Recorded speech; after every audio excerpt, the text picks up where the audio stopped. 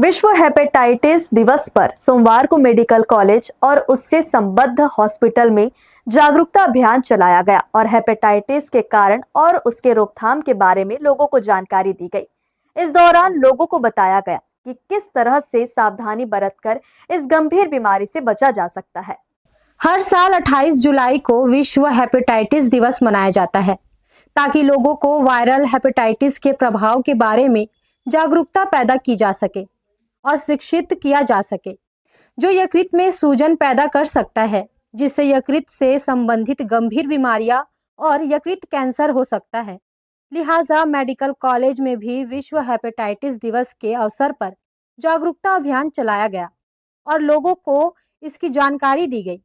इस जागरूकता अभियान का उद्देश्य हेपेटाइटिस से निपटने के लिए जागरूकता बढ़ाना और वैश्विक स्वास्थ्य खतरों के रूप में हेपेटाइटिस बी और हेपेटाइटिस सी के उन्मूलन के लिए विश्व स्वास्थ्य संगठन के लक्ष्यों को प्राप्त करना है। हेपेटाइटिस ए भोजन, पेयजल, मल या यौन संपर्क के माध्यम से फैल सकता है, तो वहीं हेपेटाइटिस बी आमतौर पर यौन संपर्क, सुई साझा करने, संपर्क में आने या शारीरिक तरल पदार्थ के माध्यम से फैलता है। वहीं हेपेटाइटिस सी का संक्रमण सुई के आदान प्रदान, संक्रमित रक्त या यौन संपर्क के माध्यम से हो सकता है।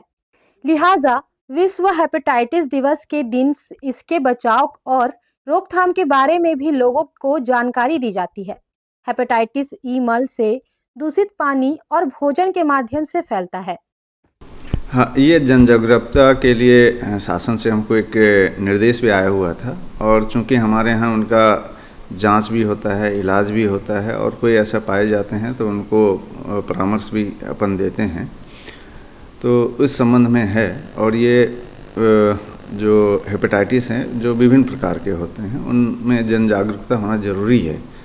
हेपेटाइटिस बी और सी को तो हर कोई जानता है कि ये बहुत ही खतरनाक है, आने वाले समय में जीवन के साथ में एक अंतिम स्थिति में लेके चला जाता है करके। लेकिन और भी चीज़ें हैं जो हेपेटाइटिस ए, हेपेटाइटिस ई, ये भी हमारे लिए आज के दिन में समय लेता है और कई बार इससे भी फर्मेंटिंग कंडीशन आता है।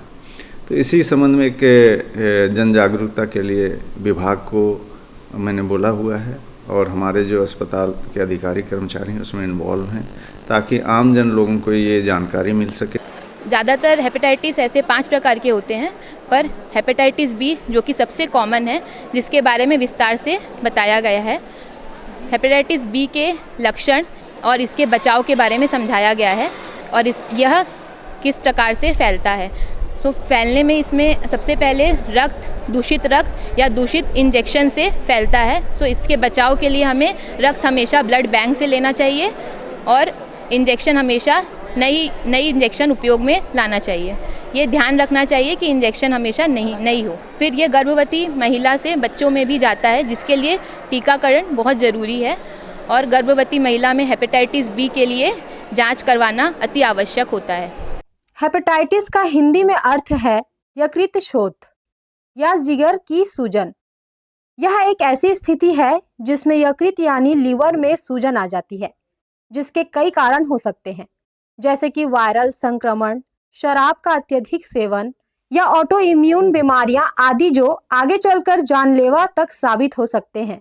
यही वजह है कि हेपेटाइटिस बी का टीका नवजात शिशुओं, बच्चों और वयस्कों को दिया जाता है और यह आमतौर पर 3 खुराक की श्रृंखला में दिया जाता है। शिशुओं को जन्म के 12-24 घंटे के भीतर पहला टीका लगवाना चाहिए, खासकर यदि उनकी मां हेपेटाइटिस बी से संक्रमित हो। हर्ष न्यूज़ के लिए देवेश देवांगन की रिपोर्ट।